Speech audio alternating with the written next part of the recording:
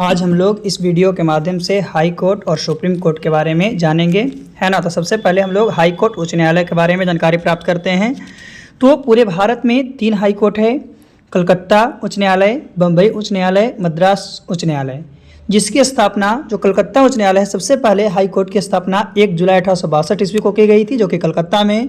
दूसरा 14 अगस्त 1862 ईस्वी को मुंबई में, और तीसरा आपका मद्रास में 15 अगस्त 1862 ईस्वी को। तो ये हमारे भारत में 3 आपका उच्च न्यायालय है, हाई कोर्ट है।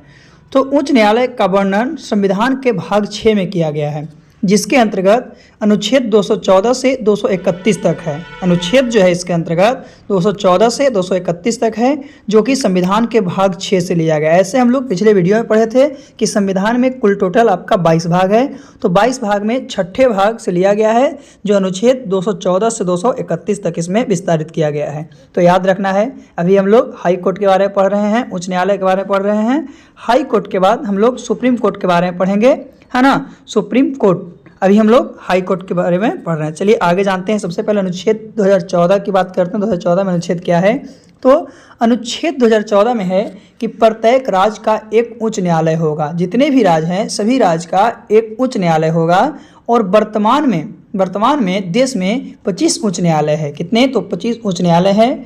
वही अनुच्छेद 231 के अंतर्गत हम लोग पढ़ते हैं कि संसद 2 या 2 से अधिक राज्यों के लिए एक ही उच्च न्यायालय का प्रावधान कर सकते। कहने का मतलब है कि 2-3 राज्य हैं और 2-3 राज्य के मिलाकर एक ही राज्य में उसका उच्च न्यायालय हो सकता है। तो ऐसा कौन कौन सा राज्य है जो आपका संयुक्त है, जुड़ा हुआ है, जो 2 या 2 से अधिक जो राज्य है उसका एक ही आपका क्या है कि उच्च न्यायालय है, उसके बारे में हम लोग जानकारी प्राप्त करते हैं। और ये हम लोग अनुच्छेद 231 के अंतर्गत पढ़ रहे हैं कि 2 या अधिक राज्यों के लिए एक ही संयुक्त जो उच्च न्यायालय होता है उसका प्रावधान है।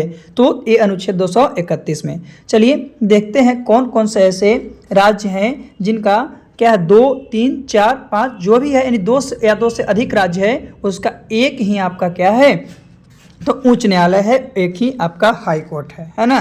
तो हम लोग देखते हैं उसके बारे में आगे। तो देखिए सबसे पहले आपका पंजाब, हरियाणा और चंडीगढ़। पंजाब है, हरियाणा है और चंडीगढ़ है, ये तीनों का उच्च न्यायालय जो है पंजाब और हरियाणा हाई कोर्ट हो गया। पंजाब और हरियाणा हाई कोर्ट हो गया। फिर महाराष्ट्र, गोवा, दादर नगर हवेली और दमन-दीव, इसका जो उच्च न्यायालय है वो मुंबई हाई कोर्ट है। फिर है तमिलनाडु, पुदुचेरी, इसका मद्रास हाई कोर्ट है। फिर है पश्चिम बंगाल, अंडमान और निकोबार द्वीप समूह, इसका कोलकाता हाई कोर्ट है।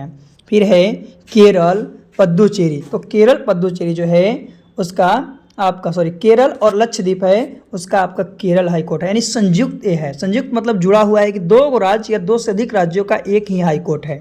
फिर है अरुणाचल प्रदेश, असम, मिजोरम और नागालैंड, ये जो 4 हैं चारों का एक ही आपका हाई कोर्ट है, वो है गुवाहाटी हाई कोर्ट। उसके बाद जम्मू कश्मीर और लद्दाख की बात करते हैं, तो जम्मू कश्मीर और लद्दाख का भी एक ही हाई कोर्ट है, उसका नाम है जम्मू कश्मीर हाई कोर्ट। तो कहने का मतलब क्या है कि 2 या 2 से अधिक राज्यों का जब एक ही जो है आपका कोर्ट होगा उसी को संयुक्त उच्च न्यायालय कहते हैं। आगे तो अनुच्छेद 231 तक के बारे में जान लिए हैं। अब अनुच्छेद 215 में देखते हैं। अनुच्छेद 215 क्या है? 14 के अंतर्गत हम लोग उसे पढ़ रहे थे। तो अनुच्छेद 15 उच्च न्यायालयों का अभिलेख न्यायालय होना। उच्च न्यायालय का जो अभिलेख होगा वो न्यायालय होगा, है ना। और अनुच्छेद 216 के अंतर्गत उच्च न्यायालय का गठन कैसे होगा? तो जितने भी उच्च न्यायालय है उसमें एक मुख्य न्यायाधीश होते हैं और इसके अलावा जितने भी होते हैं अन्य न्यायाधीश होते हैं। तो एक मुख्य न्यायाधीश प्लस अन्य न्यायाधीश जो है ना। लेकिन न्यायाधीश की संख्या राष्ट्रपति निर्धारित करते हैं कि कितना वहाँ पे अन्य न्यायाधीश होंगे। चलिए आगे तो अनुच्छेद 217 की बात करते हैं। अनुच्छेद 217 में क्या है? तो उच्च न्यायालय के न्यायाधीश की नियुक्ति, जो उच्च न्यायालय के न्यायाधीश है उसकी नियुक्ति, योग्यता और पद से हटाने की प्रक्रिया, तो ये जो है राष्ट्रपति के द्वारा इसकी नियुक्ति भी होती है और राष्ट्रपति के द्वारा भी इसको क्या हटाया भी जाता है। तो उच्च न्यायालय के मुख्य न्यायाधीश जो है कौन कौन मतलब इसका कौन चयन करते हैं? तो राष्ट्रपति के आगे CJI यानी सिविल जो कोर्ट हो गया, वो सिविल जज जो होता है वो, फिर आपका राज्यपाल हो गए, है ना। और उच्च न्यायालय के अन्य न्यायाधीश है, जैसे ये तो मुख्य न्यायाधीश के 3 मिलकर चयन किए, लेकिन जो उच्च न्यायालय के अन्य न्यायाधीश हैं उसका राष्ट्रपति, CJI, राज्यपाल, हाई कोर्ट का मुख्य न्यायाधीश, हाई कोर्ट का जो मुख्य न्यायाधीश होगा उसमें भी ये इंक्लूड हो जाएंगे। बाकी 3 तो रहेंगे लेकिन हाई कोर्ट का मुख्य न्यायाधीश भी इसमें इंक्लूड रहेंगे। तो अनुच्छेद 219 की बात करते हैं, इसमें शपथ लिया जाता है।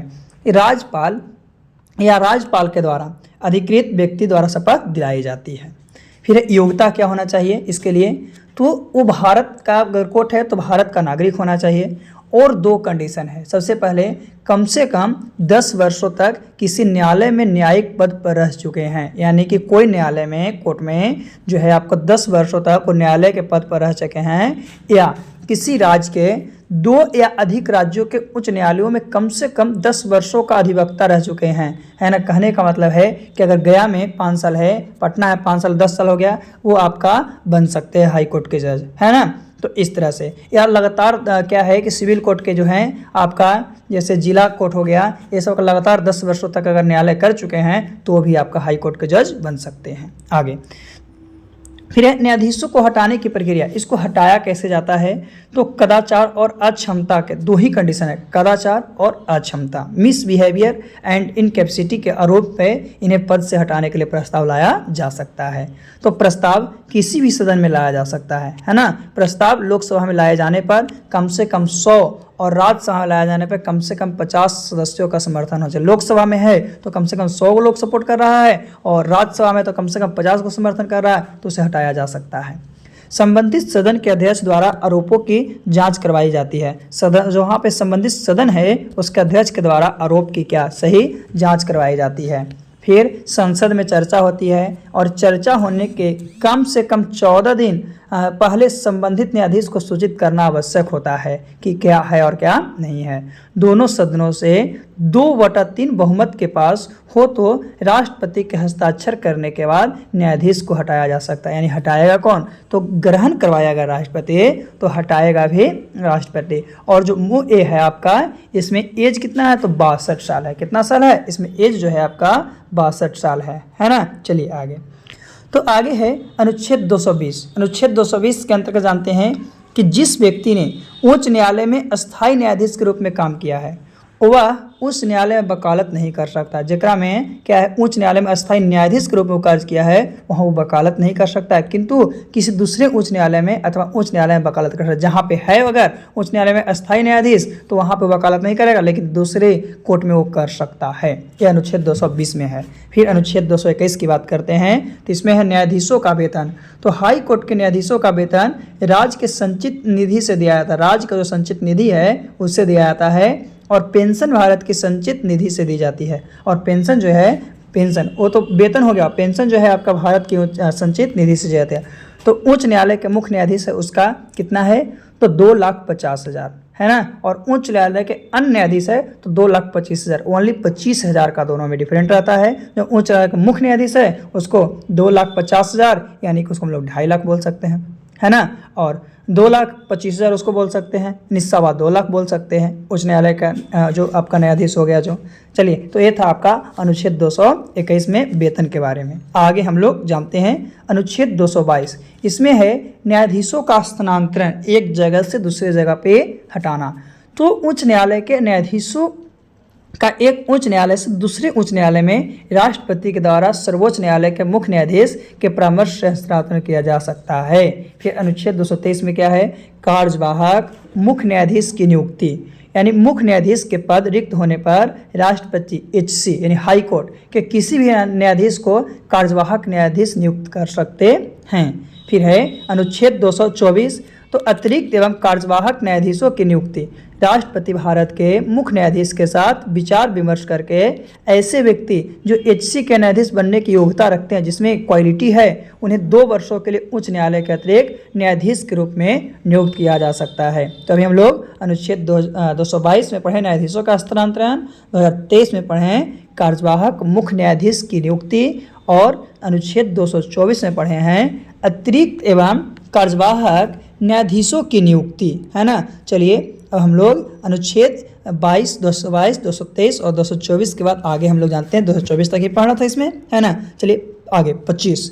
तो अनुच्छेद 225 में क्या है, इसमें उच्च न्यायालय की शक्ति एवं क्षेत्राधिकार कहाँ कहाँ क्या अधिकार है। तो उच्च न्यायालय के प्रारंभिक क्षेत्राधिकार अधिकारिता है, जैसे रिट जारी करने का अधिकार है, अधीनस्थ न्यायालयों पर नियंत्रण करने का अधिकार है, अभिलेखीय अधिकारिता का अधिकार है, फिर अपीलीय अधिकारिता है और न्यायिक समीक्षा की अधिकारिता। ये जो है आपका अनुच्छेद 225 में ये सब अधिकार है। किसका? उच्च न्यायालय का प्रारंभिक क्षेत्र अधिकार है। कौन? रिट जारी करने का अधिकार, अधीनस्थ न्यायालयों के नियंत्रण का अधिकार, अभिलेखीय अधिकारिता, अपीलीय अधिकारिता, न्यायिक समीक्षा की अधिकारिता। ये सब जो है आपका उच्च न्यायालय की प्रारंभिक क्षेत्राधिकार या अधिकारिता है ना। चलिए आगे हम लोग अनुच्छेद के बारे में जानते हैं। अनुच्छेद 226। तो अनुच्छेद 226 में क्या है, उच्च न्यायालय को रिट जारी करने का अधिकार, यानी उच्चतम न्यायालय को रिट जारी करने की शक्ति केवल मौलिक अधिकार के उल्लंघन की दशा में ही प्राप्त है। ऐसा नहीं, मौलिक अधिकार का उल्लंघन कर रहा है उस कंडीशन में उसको प्राप्त है, जबकि उच्च न्यायालय मौलिक अधिकारों के उल्लंघन की स्थिति में तो रिट जारी कर ही सकता है। इसके अतिरिक्त समान कानूनी अधिकारों के मामले में भी रिट जारी कर सकता है। फिर है अधीनस्थ जो है न्यायालय पर नियंत्रण का अधिकार, जिसमें आर्टिकल 227 में दिया गया है क्या, कि उच्च न्यायालय को अपने अधीन आने वाले सभी न्यायालयों का अधीक्षण करने का अधिकार, सभी न्यायालय का अधीक्षण करने का अधिकार। और आर्टिकल्स 228 में दिया गया है कि उच्च न्यायालय अपने राज्य के सत्र न्यायालयों में चल रही, जो सत्र न्यायालय है उसमें चल रहे किसी मामले को अपने पास मंगवा सकता है। कौन? वहाँ पे क्या मैटर है, उस मैटर को वो अपने पास क्या कर सकता है, मतलब मंगवा सकता है, यानी मतलब चेंज कर सकता है। चेंज करने का अधिकार जो है आर्टिकल 228 के अंतर्गत दिया गया है। तो हम लोग 226, 227 और 228 के बारे में जान चुके हैं। 227, 228 और 226 के बारे में जान चुके हैं। आगे तो आगे है आपका अपीलीय क्षेत्राधिकार।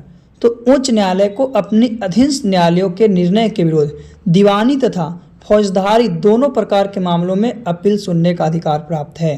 दोनों में, चाहे फौजदारी हो या दीवानी हो, ये निर्णय के विरुद्ध दोनों में उसे सुनने का अधिकार है। फिर है प्रशासनीय क्षेत्राधिकार। तो उच्च न्यायालय को अपने अधीनस्थ न्यायालयों की नियुक्ति में, उच्च न्यायालय जो है उसके अपने अधीनस्थ न्यायालय है उसकी नियुक्ति में पदोन्नति एवं छुट्टियां के संबंध में नियम बनाने का अधिकार भी है। ये सब काम किसका है? तो ये जितने भी कार्य है वो सब आपका उच्च न्यायालय की शक्ति व अधिकार है ना। चलिए उच्च न्यायालय के बाद हम लोग जान चुके हैं। अब हम लोग सुप्रीम कोर्ट के बारे में जानते हैं, सर्वोच्च न्यायालय के बारे में, उच्चतम न्यायालय के बारे में। तो संविधान के भाग 5 में, वो तो 6 में था, भाग 5 में अनुच्छेद 124 से 147 तक जो है दिया गया है, जिसमें सर्वोच्च न्यायालय के संगठन, अधिकार, क्षेत्र एवं शक्ति आदि का वर्णन किया गया। संगठन हो गया, अधिकार हो गया, क्षेत्र हो गया एवं शक्ति हो गया, ये सभी के अधिकारों को वर्णन किया गया। किसमें? सुप्रीम कोर्ट में भाग 5 के अंतर्गत, संविधान के भाग 5 के अंतर्गत अनुच्छेद 124 से अनुच्छेद 147 तक, अनुच्छेद 124 से अनुच्छेद 147 तक का जो है वो आपको सुप्रीम कोर्ट में, सर्वोच्च न्यायालय में यानी उच्च न्यायालय में दिया गया है। चलिए हम लोग इसके बारे में जानते हैं। तो आगे है सुप्रीम कोर्ट में अनुच्छेद 124 में कि सर्वोच्च न्यायालय के गठन संबंधित प्रावधान है ना। सर्वोच्च न्यायालय के गठन संबंधी प्रावधान में क्या है कि इस अनुच्छेद के तहत, ये अनुच्छेद जो 124 है उसके तहत भारतीय संविधान में कहा गया है कि भारत का एक सर्वोच्च न्यायालय होगा, भारत का एक सर्वोच्च न्यायालय होगा जिसमें एक मुख्य न्यायाधीश CJI होगा तथा 7 जो है अधिक अन्य न्यायाधीश हो सकते हैं। एक मुख्य होगा, उसके बाद उसके सहायक 7 हो सकते हैं। हाँ, 7 से अधिक अन्य न्यायाधीश नहीं हो सकते, नहीं 7 को ही रहेगा, उससे ज़्यादा नहीं रहेगा। पर संसद के कानून द्वारा, जो संसद है उसके कानून द्वारा न्यायाधीशों की संख्या बढ़ाने का अधिकार है। यानी मूल संविधान में पहले 7 और +1 8 हो गया ना, CJI मिला के 8 हो गया, लेकिन वर्तमान में 33 + 1 है यानी 34 है। तो वर्तमान में जो 48वें मुख्य न्यायाधीश है वो आपका NV रमाना है। कौन है? NV रमाना। वर्तमान के भारत में जो वर्तमान के 48वें मुख्य न्यायाधीश हैं वो आपका NV रमाना है। और वर्तमान में कुल टोटल कितने? तो 33 + 1 34, CJI को मिलाकर एक 34 है। और मूल संविधान में कितने थे? तो 7 और +1 8 थे CJI को मिलाकर। चलिए आगे चलते हैं। सुप्रीम कोर्ट न्यायाधीशों का कार्यकाल, कितने कार्यकाल होता है ना। कार्यकाल के बारे में सर्वोच्च न्यायालय यानी उच्चतम न्यायालय के कार्यकाल के बारे में, तो संविधान के संशोधन न्यायालय के न्यायाधीश का कार्यकाल तय नहीं किया जाता है, यानी कि इसका कोई फिक्स रेट मतलब कि समय नहीं है। हालांकि इस संबंध में 3 को प्रावधान दिया गया है, क्या कि वह 65 वर्ष की आयु में, जैसे कि हम बताएं हाई कोर्ट में 62 वर्ष था, लेकिन इसमें 65 वर्ष की आयु तक पदासीन रह सकते हैं। उसके मामले में किसी प्रश्न के उठने पर संसद द्वारा स्थापित संस्था इसका निर्धारण करेगी, है ना। वह राष्ट्रपति को लिखित त्याग पत्र देकर पद त्याग कर सकता है, यानी कि जब भी उसको इस्तीफा देना होगा तो राष्ट्रपति को देगा। तीसरा, संसद की सिफारिश पर, जो संसद है उसकी सिफारिश पर राष्ट्रपति के द्वारा उसे उस पद से हटाया जा सकता है। जब भी हटाएगा तो सर्वोच्च न्यायालय के जो आपका है मुख्य न्यायाधीश, उसको जब भी हटाएगा तो राष्ट्रपति हटाएगा, है ना। कोई कंडीशन में भी हटाएगा तो राष्ट्रपति ही हटाएगा। तो संसद की सिफारिश पर भी राष्ट्रपति के द्वारा उसे पद से हटाया जा सकता है। तो ये 3 प्रावधान जो है आपका क्या है कि संविधान में सर्वोच्च न्यायालय के न्यायाधीश का कार्यकाल तय नहीं किया है, लेकिन ये बताया है कि 65 साल की आयु तक रहेंगे। चलिए इसके बाद हम लोग आगे जानते हैं। तो आगे योग्यता क्या होना चाहिए। योग्यता में भारत का नागरिक होना चाहिए, किसी हाई कोर्ट में कम से कम पिछले 5 वर्षों में न्यायाधीश हो सके, यानी पिछले हाई कोर्ट में कम से कम 5 वर्ष से न्यायाधीश हो, या कम से कम हम बताएं कि हाई कोर्ट में 10 वर्षों तक वकालत किए हो। हाई कोर्ट में अगर 10 साल तक वकालत किया है, या राष्ट्रपति की नज़र में कानून का अच्छा जानकार है, राष्ट्रपति है उसकी नज़र में अगर क्या अच्छा जानकार है, तो ये सब कंडीशन में न्यायाधीश बन सकता है। किसका, सुप्रीम कोर्ट का। कितने कंडीशन, 4 मतलब 2 हो गए, जिसमें एक भारत का नागरिक होना चाहिए, दूसरा कम से कम पिछले 5 वर्षों में न्यायाधीश होना चाहिए, या कम से कम 10 वर्षों से वकालत करना चाहिए, या राष्ट्रपति की नज़र में अच्छा जानकार होना चाहिए। फिर है न्यायाधीशों की नियुक्ति हम बताएं कि राष्ट्रपति के द्वारा किया जाता है। किसके द्वारा, राष्ट्रपति के द्वारा किया जाता है। वही 1950 से 93 तक जो था राष्ट्रपति के द्वारा मंत्री परिषद के सलाह पर नियुक्त की जाती थी। वही 93 से वर्तमान समय तक अभी तक राष्ट्रपति के द्वारा कॉलेजियम की सलाह पर, किसके, कॉलेजियम की सलाह पर न्यायाधीश नियुक्ति की जाती है। यानी कॉलेजियम रहेगा, यानी 1+4, है ना, 1+4 न्यायाधीश रहेगा कॉलेजियम, उसी के अथी पे क्या किया जाएगा कि न्यायाधीश की नियुक्ति की जाती है। लेकिन अभी वर्तमान समय में कुछ लोग जो है कॉलेजियम का क्या कर रहे हैं, उसके यानी हटाने का भी प्रयास कर रहे हैं, हटाने की मांग भी कर रहे हैं। चलिए आगे चलते हैं। तो फिर है सुप्रीम कोर्ट में CJI यानी मुख्य न्यायाधीश की नियुक्ति, है ना, मुख्य न्यायाधीश जो है उसकी मुक्ति। तो मुख्य न्यायाधीश की नियुक्ति का उल्लेख संविधान में नहीं है, परंपरा राष्ट्रपति के द्वारा, किसके द्वारा, राष्ट्रपति के द्वारा सुप्रीम कोर्ट के सबसे वरिष्ठ न्यायाधीश को मुख्य न्यायाधीश नियुक्त किया जाता है। परंपरा क्या है कि राष्ट्रपति के द्वारा सुप्रीम कोर्ट के जो सबसे वरिष्ठ हैं, सबसे आयु में ज़्यादा हैं, उस न्यायाधीश को मुख्य न्यायाधीश नियुक्त किया जाता है। परंपरा का उल्लंघन तो अजित नाथ रे 1973 ईस्वी में और हमीदुल्ला बेग 1977 ईस्वी में किए थे। और सबसे लंबे समय तक जो CJI थे वो YV चंद्रचूड़ थे, जो कि 2696 दिन, और सबसे कम समय तक जो CJI रहे वो थे कमल नारायण सिंह, जो ओनली 17 दिन रहे। यानी सबसे अधिक समय तक, लंबे समय तक CJI रहने वाले व्यक्ति का नाम YV चंद्रचूड़, जो कि 2696 दिन रहे, और सबसे कम समय तक CJI रहे वो हैं कमल नारायण सिंह, 17 दिन मात्र रहे। तो एक क्या है आपका मुख्य न्यायाधीश की नियुक्ति की कहानी। चलिए अब हम लोग इसके यहाँ तक जान चुके हैं, आगे हम लोग जानने का प्रयास करते हैं कि और आगे क्या है सुप्रीम कोर्ट के बारे में, है ना। तो देखते हैं सुप्रीम कोर्ट के बारे में आगे की चर्चे को। तो आगे है न्यायाधीश को हटाने की प्रक्रिया। तो जो आपका हाई कोर्ट में था वही आपका सुप्रीम कोर्ट में भी है, जो आपका हाई कोर्ट में था वही same to same supreme court में है। क्या कि मुख्य तो 2 ही है, कदाचार और अक्षमता।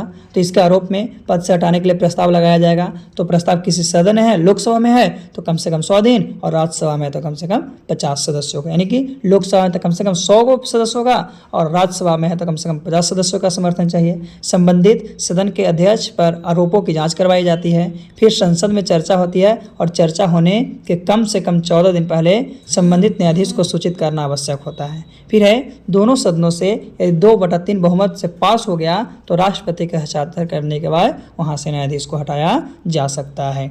तो जो आपका हाई कोर्ट का था न्यायाधीश को हटाने की प्रक्रिया, वही आपका सुप्रीम कोर्ट का भी है, यानी न्यायाधीश को हटाने की प्रक्रिया के बारे में कोई आपका नियम कानून चेंज नहीं है, कोई भी नियम कानून चेंज नहीं है ना। चलिए, तो ये हम लोग न्यायाधीश को हटाने की प्रक्रिया देख लिए किसमें, सुप्रीम कोर्ट में, और इससे पहले हम लोग क्या देखे थे, हाई कोर्ट में भी देखे थे उसे हटाने के प्रक्रिया को, उसे हटाने की प्रक्रिया को हम लोग हाई कोर्ट में भी देखे थे। चलिए आगे, तो न्यायाधीश को हटाने की प्रक्रिया, अभी तक सर्वोच्च न्यायालय के किसी भी न्यायाधीश पर महाभियोग लगाकर हटाया नहीं गया। अभी तक इस पे ऐसा कभी नहीं हुआ है कि सर्वोच्च न्यायालय के किसी भी न्यायाधीश पर महाभियोग लगाकर हटाया नहीं गया है।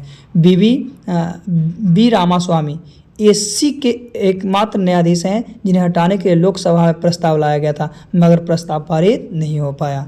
फिर थे दीपक मिश्रा, वो भी एससी के एकमात्र न्यायाधीश हैं जिन्हें हटाने का प्रस्ताव राज्यसभा में लाया गया था, लेकिन सभापति ने उसे खारिज कर दिया था। यानी हटाने का प्रयास किया गया लेकिन हटाया नहीं गया, क्योंकि उनकी कोई गलती नहीं होगी। तो पहले कौन थे, बी रामास्वामी एससी के थे एक न्यायाधीश, और दीपक मिश्रा वो भी एससी के एकमात्र न्यायाधीश थे।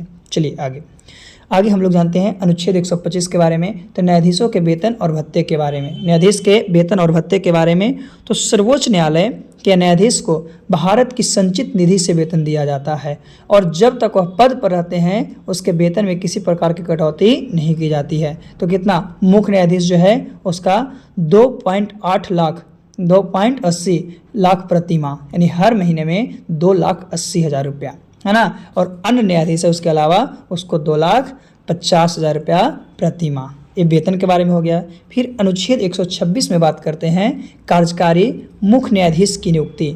तो मुख्य न्यायाधीश का पद रिक्त होने पर, मुख्य न्यायाधीश है उसका पद रिक्त होने पर, खाली होने पर राष्ट्रपति सर्वोच्च न्यायालय के किसी भी न्यायाधीश के कार्यवाहक जो है मुख्य न्यायाधीश उसको नियुक्त कर सकते हैं। तो ये आपका अनुच्छेद 126 में है कि कार्यकारी मुख्य न्यायाधीश की नियुक्ति, अगर खाली पद है तो खाली पद पर न्यायाधीश को कार्यवाहक मुख्य न्यायाधीश नियुक्त कर सकते हैं। जो उसका मुख्य न्यायाधीश है वो उस पद पे, यानी कि न्यायाधीश के पद पे क्या कर सकते हैं, उस पद को भर सकते हैं, रिक्त स्थान को पूर्ति कर सकते हैं। ये अनुच्छेद 126 में है ना। चलिए आगे हम लोग देखते हैं अनुच्छेद 127 की बात करते हैं। तो अनुच्छेद 127 में है एडी हॉर्स जज, है ना, जो कि तथ्य न्यायाधीश की नियुक्ति। तो गणपूर्ति नहीं होने की स्थिति में भारत का मुख्य न्यायाधीश एक अस्थायी अवधि के लिए सर्वोच्च न्यायालय के तदर्थ न्यायाधीश के रूप में किसी उच्च न्यायालय के न्यायाधीश की नियुक्ति कर सकता है। वह संबंधित उच्च न्यायालय के मुख्य न्यायाधीश के साथ परामर्श और राष्ट्रपति के पूर्ण सहमति के बाद ऐसा ही करता। जब तक राष्ट्रपति पूर्ण सहमति नहीं देगा तब तक वह कुछ भी नहीं कर सकता है। ये अनुच्छेद 127 में है। फिर है अनुच्छेद 128 में है सेवानिवृत्त न्यायाधीश। तो गणपति नहीं होने पर सीजेआई राष्ट्रपति की सलाह करके सेवानिवृत्त न्यायाधीशों को एससी में नियुक्त कर सकता है, एससी में नियुक्त कर सकता, सुप्रीम कोर्ट में नियुक्त कर सकता है। फिर अनुच्छेद 129 है, उसमें क्या है, तो उच्चतम न्यायालय का अभिलेख न्यायालय होना। उच्चतम न्यायालय है उसका अभिलेख कौन होगा, तो उसका अभिलेख जो होगा आपका न्यायालय होगा, है ना। तो अनुच्छेद 127, अनुच्छेद 128 और अनुच्छेद 129 के बारे में जान चुके हैं, जिसमें अनुच्छेद 127 में तदर्थ न्यायाधीश की नियुक्ति था, 28 में सेवानिवृत्त न्यायाधीश था और 29 में उच्चतम न्यायालय का अभिलेख न्यायालय था। आगे है अनुच्छेद 130। अनुच्छेद 130 क्या है, तो उच्चतम न्यायालय का स्थान। उच्चतम न्यायालय का स्थान क्या है, तो एससी दिल्ली में, यानी सुप्रीम कोर्ट कहाँ में है, दिल्ली में है। मुख्य न्यायाधीश को यह अधिकार है कि उच्च न्यायालय का स्थान कहीं और स्थानांतरित कर सकता है, मगर ऐसा निर्णय राष्ट्रपति के पूर्व अनुमति के बाद ही ले सकता है। राष्ट्रपति से पहले अनुमति लेगा उसके बाद ही ले सकता है, यानी उच्च न्यायालय का स्थान।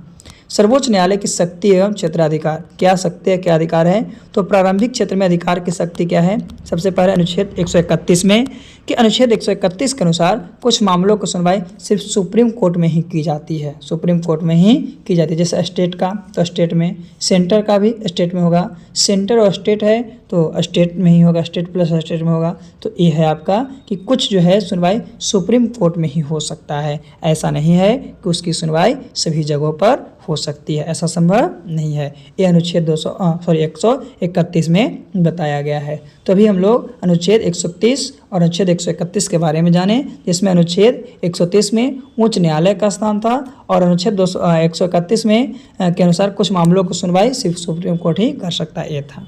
आगे सर्वोच्च न्यायालय की शक्ति एवं क्षेत्राधिकार, तो अनुच्छेद 132 है, उसमें अपीलीय अधिकार है।